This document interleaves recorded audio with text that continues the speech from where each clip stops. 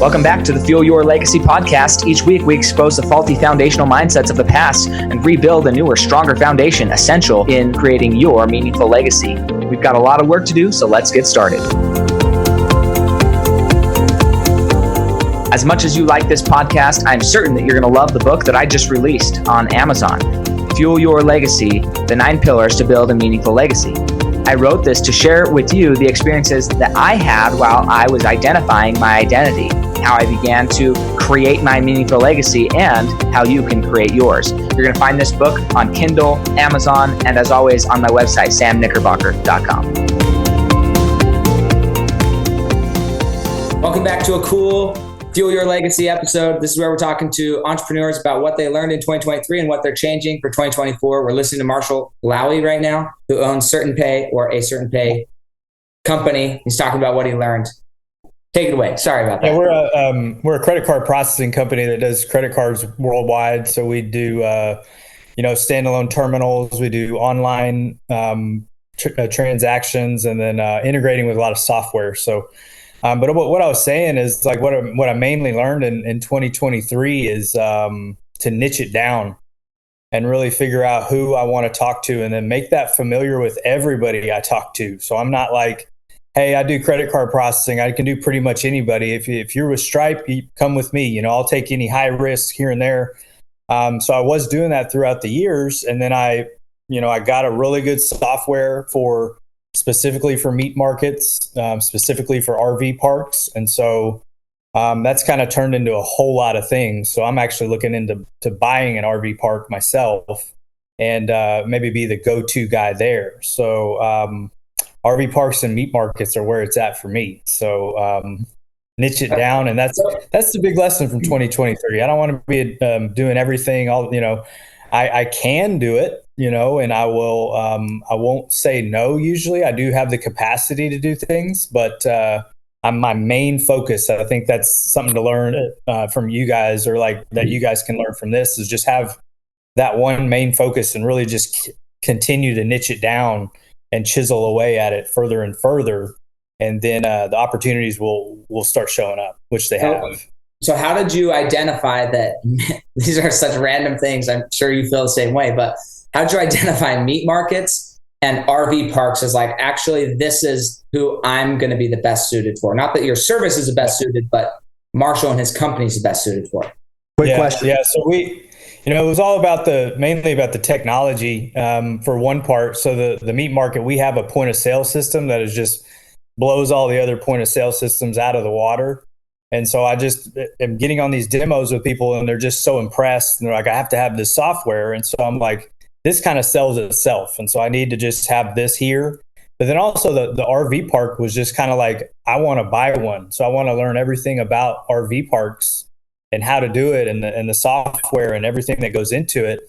And so a couple of those were just like, I had the software for the meat markets, and then the RV park is something that I just want to do. So I like the passive income. I like the monthly passive income coming in. So it's similar to credit card processing. RV parks are something that I feel like I could be good at running. You know what I mean? Mm-hmm. Awesome. Travis, you had a question. Oh, it was a joke. It already came and went, so we're good. Oh, okay. What did he say? He said he was going to say a joke, but apparently it's not funny anymore. Okay. Well. But to comment on what you're saying, though, I love that takeaway. And I think that it's always, the riches are made in the niches, right? And so that's very interesting they say that. And that's kind of the narrative I've been hearing from a lot of business owners, is really getting down and branding themselves in more of a niche. So, so it was just good to hear. Cool. So I'll go next because I'm next in my screen. So that's me. And feel free to ask questions if you have any, just to kind of give a review of where I was at in the financial business. I spent a lot of my time over the last 3 years, kind of like what you were saying, Marshall, building in like a random market, and the transferability of who you serve matters. And so over the last 3 years, I really niched down into like business owners, and specifically small business owners. But what I was classifying as a small business owner was really a self-employed person, which is now, after 2023, very clear the difference. So I'll explain what happened in my business so you kind of understand the turmoil that happened and what changes are happening as a result of it. But certain services or products that I help clients with are commission-based, and then others are trails-based. And when you sell commission-based products or services, a lot of those are dependent on the fulfillment of the said contract. And if that contract gets cut short, then the commission gets also taken back, or they call it chargebacks in summer sales or whatever. And that's the world I came from. So I was familiar with chargebacks or that concept, but the attrition rate that I had experienced up to this point in my business was nothing like what I've experienced this last year. And so after I started experiencing a lot of high attrition, I was like, what is going on in my business? Because my process is the same as my peers. My sales pitches is the same as my peers. The way I'm structuring my clients is the same as my peers. What is the breakdown? And there are a few things. One, a small business owner that I learned has a business, and if a few people in their business or times get tight, generally their income doesn't drop. They just fire people and then they just do more work. But a self-employed person who is a business owner, in scare quotes, right? If their income drops, then they get screwed and they're too stubborn to go get a job, and which means their income cuts off and then they suffer. And then that means they don't fulfill on their other contracts that they have put in place. And so that's a distinction now of like, okay, how do you adjust for that demographic who is self-employed? You can still serve them, but at what rate? So then the other thing I looked at is the business composition of my peers and what my business composition was. My business composition was about 20% business owners and 80% self-employed people. Well, it was probably like 70% self-employed and then 5% employees. When an employee loses a job, they go get another job. About the same pay. When I looked at my peers, they had about 50% of their clients, 50 to 60% were employees, 30 to 40% were business owners, and there was only about 5 to 20%, depending on the person, of self-employed people. And so on the face, our businesses looked like they were doing just as good, but underneath, our underlying business composition of who we were marketing to was way, way off. And so although I had like a banger 2022, 2023, when shiz hits the fan and the Fed raises rates 4% and everybody loses their jobs, or the self-employed people lose their streams of income, then their business, who were compensated by employees, didn't really change much, whereas mine contracted drastically. And so that's a change in just clientele of who I'm focusing on now. Just like you're saying, hey, we were doing a shotgun approach. Now I want to go to meat markets and RV parks. Because what about RV parks? They always pay their freaking rent, or you own their plot, right? Yep. It's coming meat markets, so it's like, exactly. So it's like, what are these things? Another area that I found was I was doing a lot of like alternative financing through life insurance policies, which is fine and a great product and service for the right person. But another aspect of composition of these other things while they're doing employees, their employees are contributing to 401ks. And so then when their 401ks when they age out of that and they wanted to go to retirement, then they flip it into annuities, and annuities almost like never charge back. And so I was building myself in a market that was never going to have something to turn into an annuity, because self-employed people, guess what? They don't put money into 401ks. And so it's like, so anyways, I've been in this business 8 years and I've never had this problem. It's just been great growth.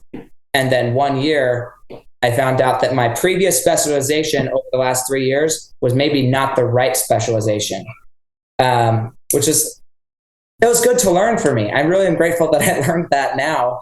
But it was a hard lesson.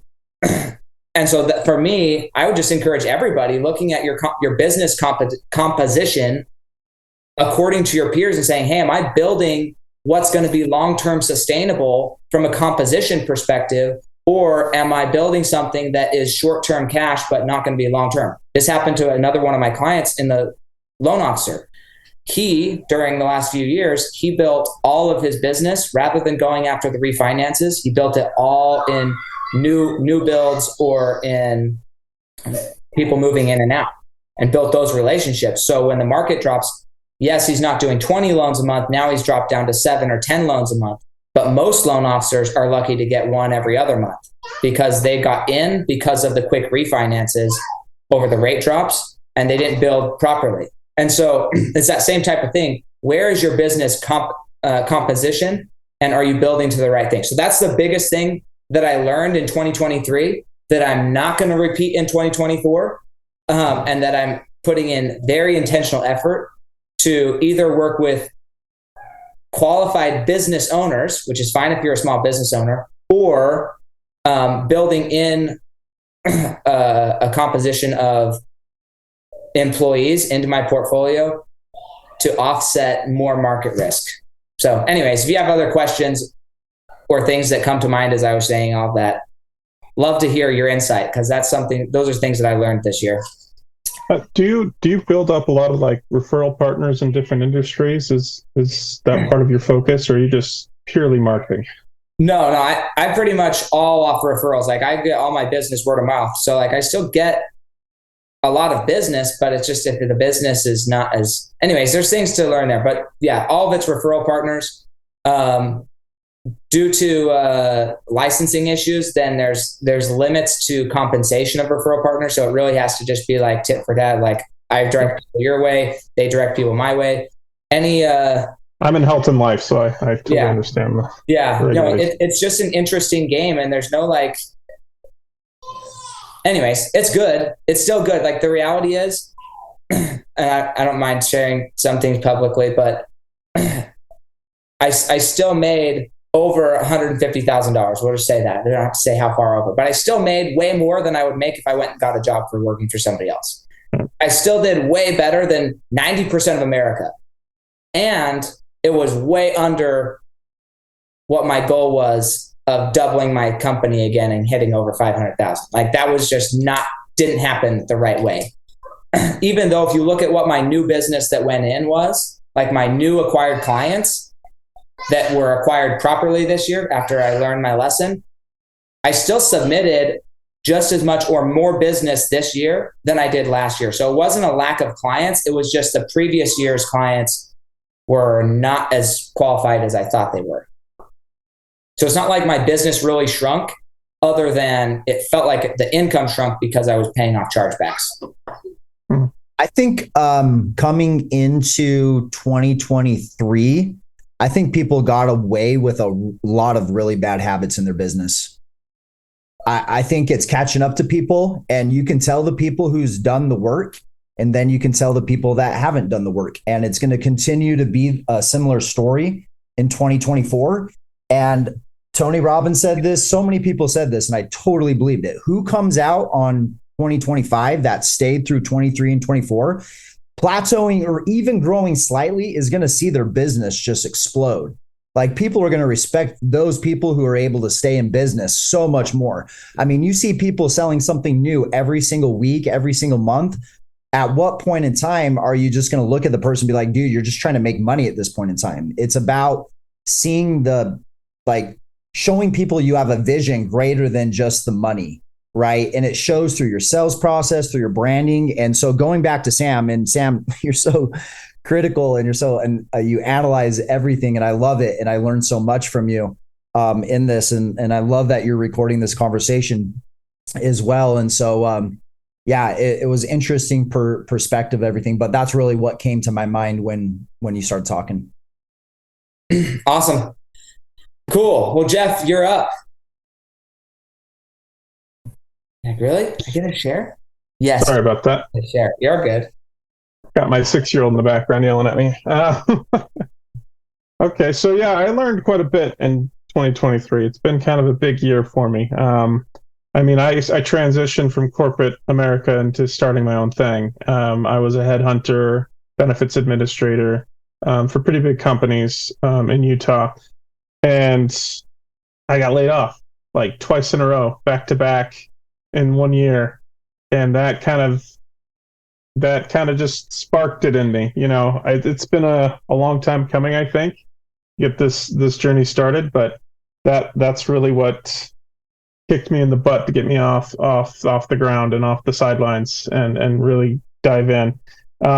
So beginning of the year, I was a captive agent for health and life insurance, dental, vision as well. I went captive to start with just so I could kind of learn the ropes, learn the industry, see what was out there, see what I could learn. And I learned quite a lot doing that. And now I've officially gone out on my own, pretty much towards the beginning of open enrollment here for health insurance. And it's been a crazy year. I had a lot of contracting issues, had a lot of other issues that cropped up. But to me, right now, the thought of doing a niche just seems ludicrous, just because I need more and more clients, right? I need all the clients I can get. And especially with health insurance, I can help pretty much anybody. I would say my niche is individual policies rather than group. Marshall, what do you have to say about that? I said that in the beginning. I said the exact same thing, and it's scary. It's scary to niche it down. It was still scary for me, but I got into a group. There's like 26,000 people looking to buy an RV park or own an RV park, and I was like, okay, there's a lot of people out there in this niche. Yeah, I have to do it. I mean, it's freeing a little bit. I think that we forget sometimes that there's 330 documented million people in America right now. Okay. So there's so many people. If you have 1% of 1% of those people as your clients, Jeff, you know your numbers. If you had 1,000 health insurance clients right now, 1,000 families signed up, average family 3, average family pays $75. If there's 3 people, $25 per marketplace. That's no private. That's no nothing else. And you had 1,000 of them. I'm over 1 million. You're crushing it. Okay. Yeah, so over 1 million. You need 1,000 people across the entire United States. There has to be 1,000 people in one singular niche. And if you don't believe me, go on LinkedIn, Sales Navigator, pay for $59 for 1 month, and just niche it down. Stupid specific. People who work for this company or in this circle of the area, and you can get super specific, and you're going to find that you can niche down to dog trainers. You could niche down to dog walkers, and you could get 1,000 dog walkers on your plan, and you'd be great. Once I have the capital for marketing, I totally get that. It's free. When it comes to marketing and making commercials and making ads, of course I want a niche. But before then, why wouldn't I take anybody who wants it? So there's a difference, though. Right now, it's just referral. No. Yeah, so there's a difference between taking anybody who wants it and branding. And so, Travis, you can talk about that too. But I want to help you. And also, my friend Keaton Patey. Do you know who Keaton Patey is? I work with Keaton. Okay, he's an IFOM. Yeah, Keaton's the best person to work with. And if you run his referral system, you're gonna be just fine. Keaton is. I'm working on it. He's a maverick. I know. He's great. He's insane. You're not going to find somebody better. And I'm doing what Keaton. I had a conversation with Keaton on Sunday, and I was like, okay, I need to do a bunch of stuff different in my life because I talked to Keaton. Okay, so follow Keaton. But the reality is, what's his last name? Keaton Patey. Patey. Yeah. Marshall, you'd love him. You should definitely follow Keaton Hoskins too. Yeah, you can follow Keaton Hoskins too. But Patey. Patey. Yeah. Okay, cool. Thanks. Yeah, but he's phenomenal at it. But I want you accept all the clients that come your way. It's not about that. It's about building a brand. So even Keaton, what's Keaton's brand? His brand is Key Point Protection. He wants to, that's his brand. But Key Point Protection, although that's the name of his branch and everything, that's not going to be Jeff's brand. Jeff needs to go build his own brand. Keaton built his brand because he wants to build it a certain way and he has certain goals. But you have to identify what's your brand and then build your brand.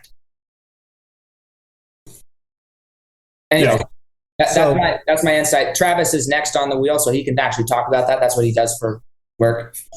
Yeah. How long have you been doing this for, Jeff? So officially been on my own for like 3 months now, and I've built, honestly, after getting rid of all the contracting issues, I've really been selling for like maybe a month, and I've got about 30 clients built up. That's awesome, man.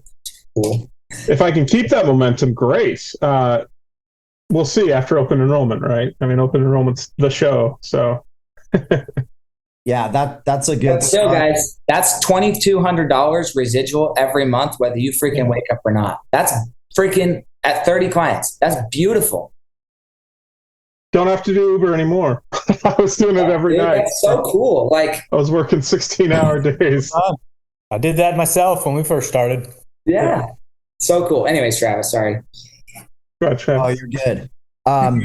Yeah, dude. Well, first of all, congratulations. That's awesome. And congrats on making the jump. It's the highest highs and the lowest lows, and you learn to love it. You're new, so the thought of even niching down is scary. But what you'll start to notice over time is you just vibe differently with different people. And so what you learn is, hey, let's talk to those people more, because those are the ones that I vibe with. Those are easier to sell. Those are everything. So that's just what you find through the marketing process. The marketing builds the branding builds the marketing. And so and exactly what Sam said, it's not that you're not going to take anyone your way, right? But it's like, who do you want to attract and who you want to talk to? So and then back into like, what does it mean to brand to you? Well, and for the most part right now, I've been focusing on self-employed. I've been focusing on small businesses. And I mean, the makeup of my customers is probably a good 50-50 between self-employed and just people that are in that between where they have an employer that doesn't pay for their insurance. So it's a good question. I'm still trying to learn what my brand is. I'm still trying to learn how to really properly market it. So going back to what does branding mean to you? So when someone says, hey, you need to build a brand, what does that mean to you? Having a consistent message, having a consistent goal and driver, I think is what branding is. And I could be off. Yeah, I mean, that's a good start. Branding is not the superficial thing that people think. It's not a logo. It's not a website. It's not a graphic. Yeah. It really starts with, how do you define yourself, right? Like, who are you as a person? What's your purpose? What's your why? What's the way you do things? Who do you work with? What's the result if they work with you? And so I call it your 4 W's, and each W represents a different leadership archetype. You got your lovers, magicians, warriors, and kings. And so in the process of finding your brand, that's where you should be marketing the lover, which is, why do you do what you do? Then it's the magician. Hey, here's how I work. Here's how my process goes. And then you start to get into the who. And that's where Sam said, talking to this company at this person. So now you're talking to all the warriors. And then lastly, the king, which is, what is the results? And so as you start talking about putting out messages in all 4 of those different archetypes, you're going to find one you speak more confidently from. And then one, you're going to find out where you attract the most business from. And sometimes you don't know that until you start putting it out there. Like, I'll give an example here. It's kind of funny, but when I post a lot on social media about just like who I am, the person that reaches back out to me, like proactively reaches out to me, more often than not, is a divorced 40-year-old woman with 3 or 4 kids who didn't have any financial control in her previous marriage and is bound and determined never to repeat that again. So now she makes around $100,000 to $200,000 a year and is fiercely independent. She could be married already remarried, but she owns the house. He lives there when she wants him to. She owns the cars. Like, she has taken complete control of her life. That person is who my story, because of my past and coming from a childhood that I felt out of control in, speaks to. I didn't choose that. That's just, when I speak my heart, that's who ends up coming back to me. So it's just interesting to think about. Jeff, do you have something else you want to say? No, sorry. My daughter just keeps yelling at me. I'm listening though. Okay, go. Yeah, so that's what I would say. Travis has to go. He says he's got an appointment. That's okay. Yeah, I had another appointment. Hey, it was good jumping on here. Jeff, hey, let me know if you have any questions, man. My Instagram, if you want to send me a message, would love to connect. It's Travis Brady Brands. All one word, Travis Brady Brands. Marshall, Sean, would love to connect with you too. If you guys want to send me a message, I'd love to follow you guys. Awesome. Credit card processing is something that I feel like we're always talking about too, Marshall. So would love to talk to you about more on that. So the bane of talking to you guys. Thanks, Sam, for putting this on. And yeah, I need to put something like this on now for my podcast. This was a great idea. So. Yeah, it's fun. I like it. I've been listening to PDB too much now, and I think every podcast should just be like a crazy yelling match between people. I actually have an appointment as well. Okay, we'll see you, Jeff. I want to hear from Sean. Mr. San Diego. But all right. Thank you, Sam, for putting this on. This has been great. A lot of good stuff here. I just started a studio, or really going self-employed. And I'm halfway in and halfway out. I know that's bad, but I used to be an elementary music. Do it. It's okay. Yeah. I used to be an elementary music teacher the past couple of years. And I'm a pianist, and so I live and breathe piano. That's who I am. And so I started this studio in Sandpoint because I want to be self-employed, and my goal is to have just a couple studios wherever I want and just scale it from there and employ people to teach for me. And I love teaching kids. It seems like with the brand he was talking about, I got to work on that. So I didn't really learn much so far in this year, but I'm working on why am I doing what I'm doing. I feel like the who is mostly homeschool kids and families and stuff, but that's just for where I am. So I don't know if that's gonna transfer, but yeah, just learning how to get more clients, obviously, and most of them are word of mouth, and yeah. So I'm just struggling with building the clientele and kind of the same places as Jeff was in, I suppose. I have about 30 students right now. So that's awesome. 30 students. Marshall, what did you like? How long have you been in your business right now, Marshall? Since 2000. Well, I've been in it since 2014. I started Certain Pay in 2019. Okay. So what did you do to initially build your business, build your clientele? Oh man, in the beginning, it was boots on the ground, talking to everybody. Like 20 new conversations a day. You don't have to be that extreme, but like credit card processing, everybody like needs a credit card processor, but everybody has talked to about 100 credit card processors already. You have a kind of a fun thing to talk about. It's your passion. You talk about piano. Where do people hang out that want to learn how to play the piano? Brainstorm that, and put on your marketing or your friendly hat. You know what I mean? You have to have those conversations and get people to know you. Once they get to know you, I mean, how many people have kids that want to learn the piano? I think a lot. I think it's very valuable for kids to learn the piano, especially when they're first growing up. And I learned how to play the piano when I was first growing up. So it was a very integral part of me growing up. And that's what happened in the very beginning with us. We just had to do it for about a year or 2 years of kind of just, we're out there. I mean, everywhere, like just talking to everybody, kind of jumping on these calls, with strangers all the time. Yeah. Strangers up the head. So when I started my business, this is what I was told to do. I'm not kidding you at all. I went at gas stations, car washes, and just like would wait until somebody showed up. And then I would say this, man, I really like your car. I really like your shoes. Or I really like your hair, whatever. I'm curious, what is it you do professionally? And I would just ask them bluntly, what do you do professionally? They'd say whatever they say. I said, wow, you must love that. And what is everybody going to say about their job? Well, not really. It's just a thing I do. Oh, really?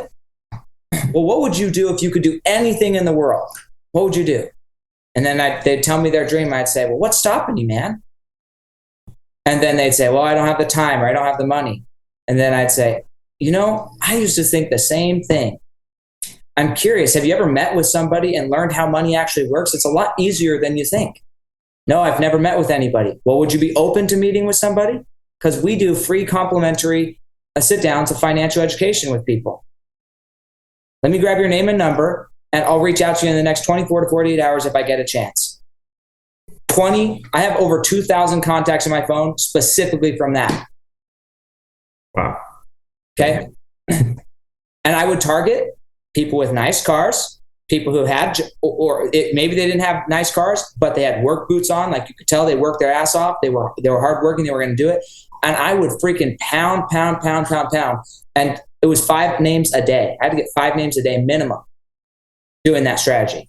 Right. So something I would think about from a piano perspective, my in-law uncle, I guess my wife's uncle, he's like a world-renowned piano teacher in Utah. He goes to like Russia and Europe almost every year to play in all their big cathedrals and stuff. But the point here is he's built a name to where his clients actually fly in once a month for like 2 days worth of training, and then they go home and practice. And then so like you can build your studio from wherever you want. The only reason I'm telling you this is so you can dream big, right? Right. Yeah. But if you can go make $500,000 teaching piano, you can do that, but you don't have to have a bunch of locations. You say, hey, get your ass to San or don't, right? You know, whatever. I'm not saying that you're at that level yet. Maybe you are, maybe you're not. I'm sure you're good at piano, but how good, I don't know. But a lot of it is branding. There's a lot of people who do personal fitness online, and they're not that great, but they branded themselves properly. And then there's other people who didn't brand themselves. They know more, they're better, everything's better, but nobody knows about them, and they make no money. Yeah. It's the funniest thing. And so just thinking about that, like, what does that look like for you is probably the parents, marketing to the parents. Okay. We signed up for karate because somebody came and said, hey, don't you want your kid to learn discipline? Not because our kid was like, I want to do karate. No, we signed up for karate because somebody said, hey, don't you want your kid to learn discipline? Yeah. Right. Yeah. Cool. And so anyways, just an idea. And maybe it means that you charge a little bit more, but you travel to them. Sandpoint's, there's not a good airport in Sandpoint, but so that's what I would think about in that area. Ivan, we don't know you yet, but we're glad you're here. You've heard that kind of last part of the conversation. Any words of wisdom for Sean?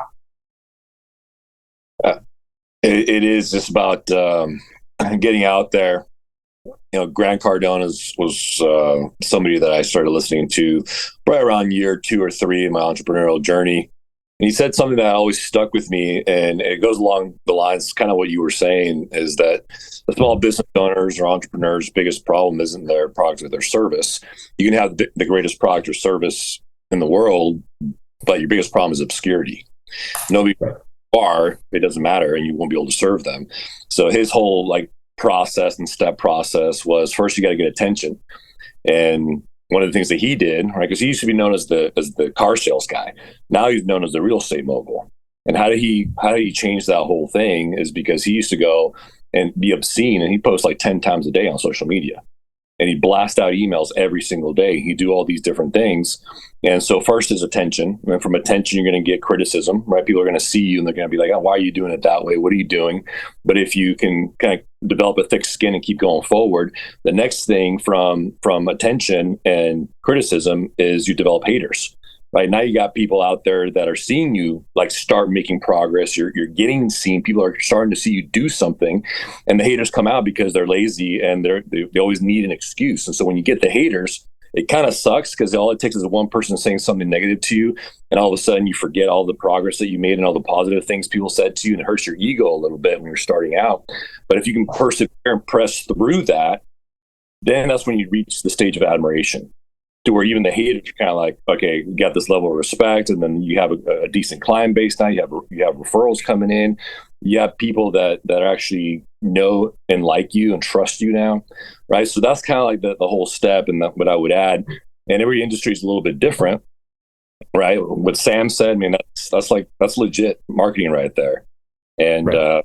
I've done a good amount of work with Ed Milet and different trainings with the Miliari Group and different things that they talk about. It's the same type of thing, financial services, and go prospect, right? How do you find clients? How do you find people to join your team?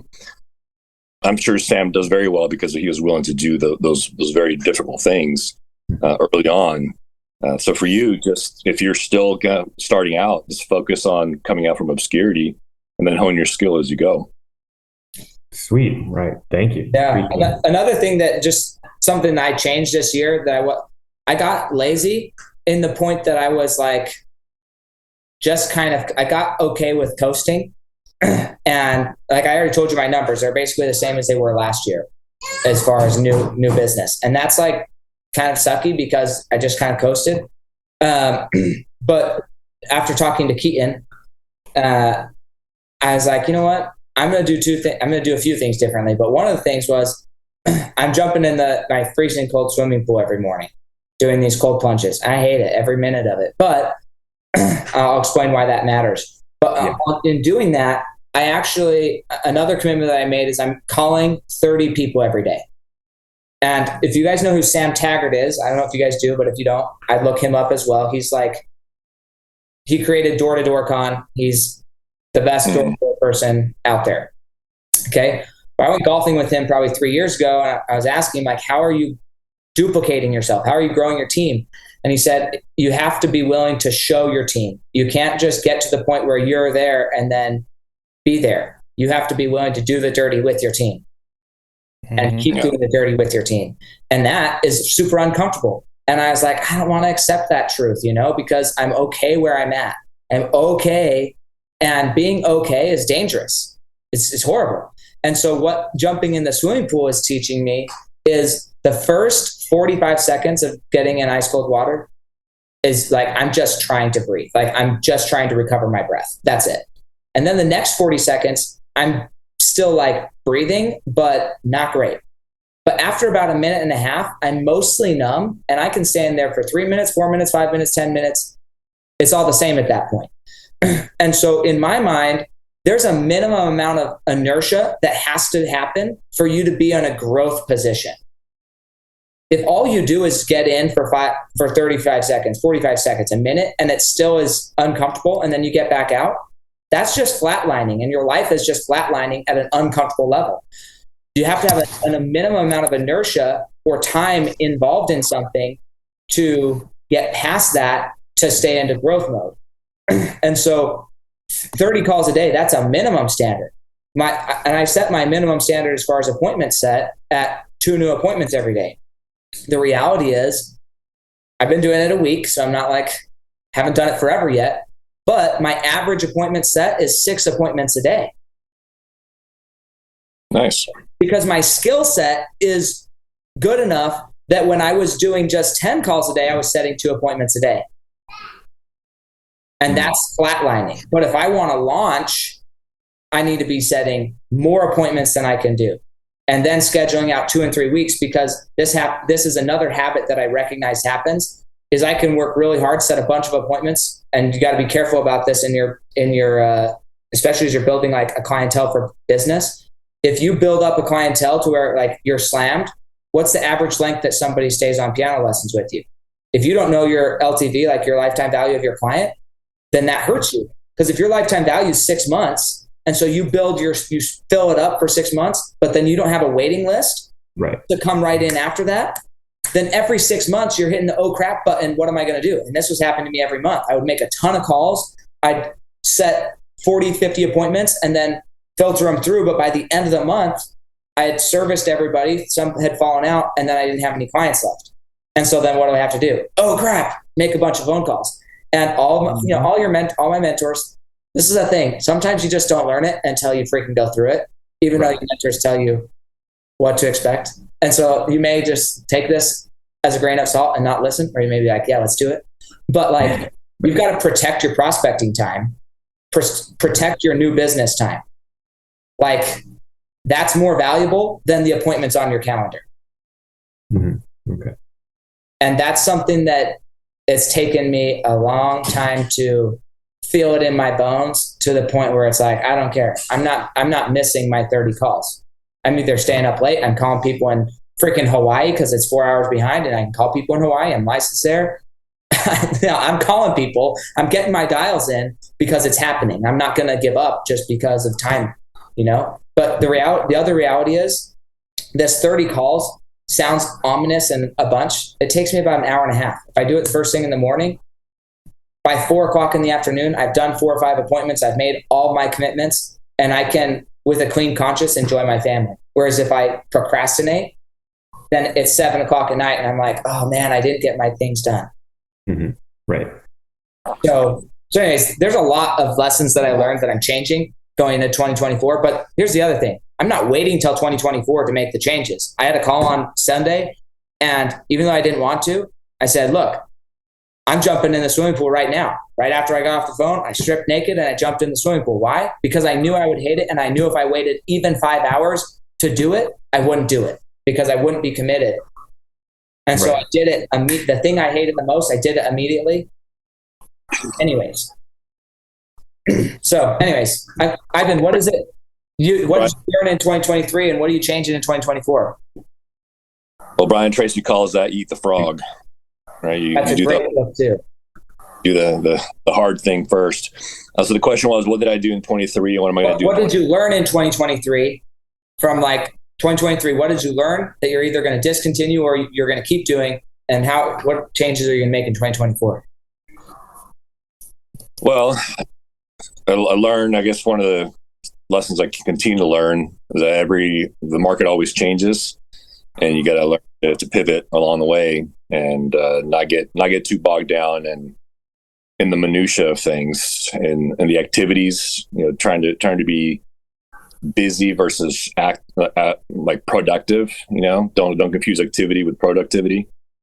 And it's been a little bit of a wild ride. I mean, I'm in the private money and mortgage space. So we do lending for real estate investors, for developers, builders, first-time home buyers. I'm an independent broker, so I have probably 200 different types of programs and lenders and lend nationwide. I don't like saying no, so be solutions for people and really try to lead with a servant's heart and try to help. And my goal is to help 60 people every 6 months, right? Everything, the money and the numbers and the volume and all that kind of stuff. I find that it kind of fits into place if I help enough people. Sure. So one thing that I learned, especially the second half of this year, is got to go back to the basics. How the basics of doing prospecting, of finding referral partners, of developing those relationships, and some of those basic making phone calls, and time blocking. Otherwise, like you said, you don't protect your prospecting time. It just doesn't happen. So that's one thing. And the other thing, I had to change systems and got mixed up in learning new things, and it just steals your day. So I'm learning in 2024, those are some of the things I'm going to work to do less. I don't know if I just got too tired. I had a heck of a time getting up in the mornings. And so you don't always start your day as productive as we would when I used to, go 5 a.m., 4:45, 4:50, and it's just a whole different way that your day flows. But when your day isn't ending until midnight, it's tough to do. So I need to commit to guard those two windows of time better. The nighttime, cutting that shorter, and then guarding that morning time, so I can be a little bit more productive with my day. And very blessed to have developed some good momentum here at the end of the year. December is by far going to be my best month of the whole year. And that's just a great way to kind of lean into the new year. And one of the things I'm doing also, booking more travel appointments. Because one shift that I made in 2023 was to be more intentional about seeking actual home builders versus just your consumer. Hey, I need to buy a house, or I want to buy a second home, or I'm going to sell this one, I need to buy another one, or work a lot with investors, like I said, so a lot of rental properties and things like that. But one thing that we have in this market is an inventory shortage. So what a lot of mortgage brokers or loan officers do is they try to get in with a builder so that they can do loans for their buyers. And that's cool, but what excites me more is the creative stuff. I want to be the guy on the front end that helps them build the project in the first place. And if I can do that, well, then I'm already pretty well positioned to be able to offer financing to the buyers on the back end, right? But then I can create relationships with that builder, which is what I was doing today in Thousand Oaks. I'm flying out to Arizona next week for a project in Flagstaff. So getting out there more is what I'm going to be doing in 24, because I think a lot of us, we're pretty stagnant in our outdoor activities or not outdoor activity. Travel is out of our comfort zone. Yeah. We got comfortable being Zoom or phone calls or whatever, and did less networking events, did different things. So definitely going to be doing a lot more of that, which is great because when you're doing that, we're talking about obscurity, right? When you're doing that, it also gives you more opportunity for creating content. So when I go meet with somebody or when I go to a site, a home site or something, I'm always going to take the opportunity to do a video and do something and say something cool, give some decent information and put it out there. And you just never know. There's stuff that I shot 2 years ago that all of a sudden I get a call from or a comment about and that I totally forgot happened. So it's just about being consistent and doing content creation every single day, even if it's just a 1 minute reel, because it keeps your name and your face out in front of everybody. Yeah. Well, when are you coming to Arizona? Because I live in Arizona, not awesome. in Flagstaff, but what are you flying into? Yeah, so I'm flying into Phoenix. Thomas Evans is going to pick me up. So we're going to be hanging out in Gilbert. I have 6 financed in Phoenix as well. So we're going to go by that job site, and I have another partner out there. And then, so I'll be coming in Thursday. What is that? The 4th of January. Oh, so it's 2 weeks out.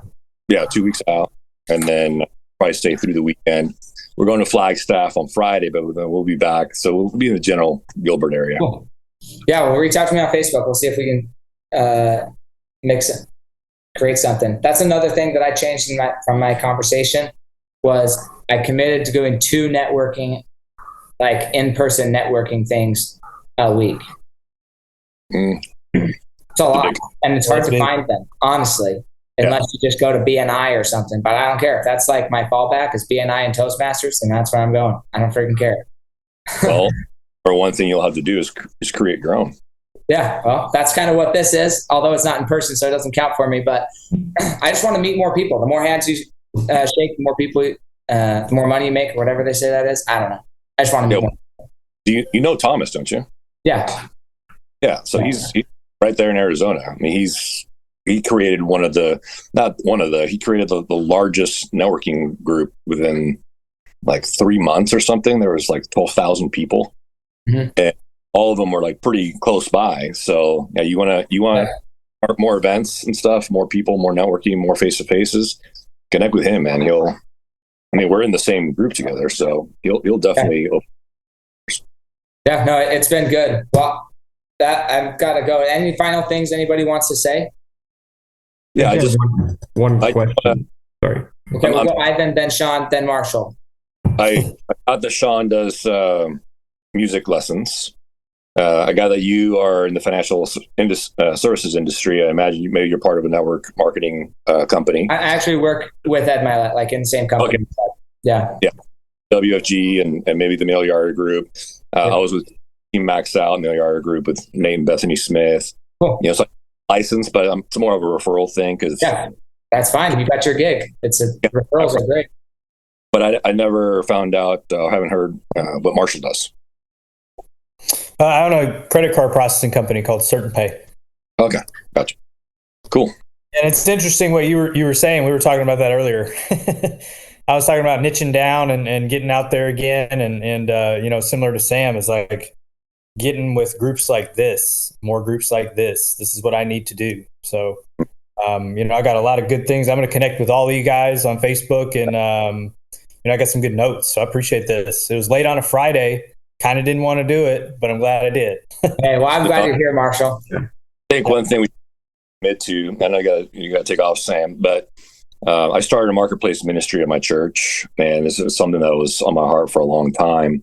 So finally, it was the right time to launch it this year. And one of the reasons for it was because we want to make sure that everybody's resourced and that everybody's resources stay in the kingdom for kingdom purposes.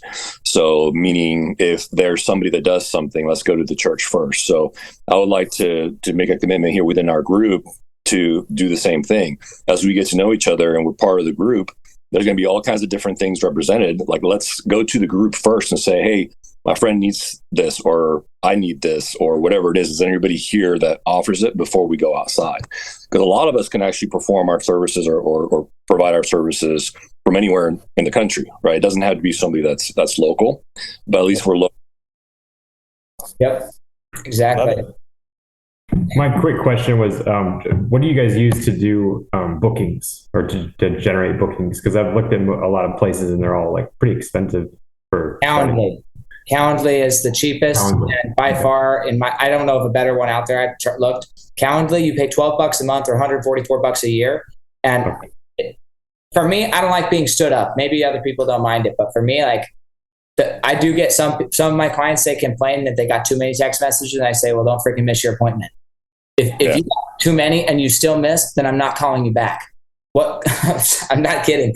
Calendly for 40, you can have unlimited appointments, and they will send out 4 emails and 4 text message reminders at the intervals that you say. You cannot pay an assistant to remind your client that much that they have an appointment, and send out an intake form and send out the link to the meeting. Like, you cannot beat it. You can't get a $12 a month assistant to do that for you. Yeah. There's no way. Thank you. There's another one called Booker. I've got a bunch. I work with a lot of people that need that software. So Calendly is a great one. Booker is another one. Look that Booker.com. Yeah. All right. Sweet. Thank you. Play with the idea, if you haven't already, Sean, doing piano lessons through Zoom. I'm doing it. Yeah. Okay. Good. Because I've seen it happen, and so I was just like, that hasn't already happened yet. Mail a freaking camera, say, hook it up to your computer, right above you. I want to see your fingers, nice arches, nails on the keyboard. Let me see the C chord, G. That's right. Prove it. Right on, you guys. Those aren't your mama's hands. Those are your hands. Okay, awesome. Hey, well, this has been wonderful. Thank you so much for joining. Ivan, just because you were the only one who wasn't on when we said it, this is being recorded and posted on my podcast, Fueling Your Legacy Show. Everybody goes around and shouts out their Instagram for anybody who wants to follow who's listening. That'd be awesome. Starting with Marshall. Awesome. Marsh Lowy. Marshall Lowy. And it's just Marsh Lowy. That's my Instagram. Marsh Lowy. Okay. And mine is Sam.Knickerbocker. Sean? Sandpoint Piano. Sandpoint Piano. And Ivan. At Ivan Oberon. There you go. Awesome. If you guys want to follow them, go check them out. If you need some piano lessons or a mortgage or need some credit card processing. If you don't need credit card processing yet, then you should call and find out what would somebody need credit card processing for. Might give you some ideas to start a passive income side hustle online. So just saying, if you don't already have something in mind, just call them and say, hey, how do people use your services? So you can start some passive income. Okay? There you awesome. go. We'll talk to y'all later, and thanks a bunch for joining. Catch you guys next time on Fuel Your Legacy Show. Thanks for joining us. If what you heard today resonates with you, please like, comment, and share on social media. Tag me, and if you do give me a shout out, I'll give you a shout out on the next episode. Thanks to all of those who've left a review. It helps spread the message of what it takes to build a legacy that lasts. And we'll catch you next time on Fuel Your Legacy.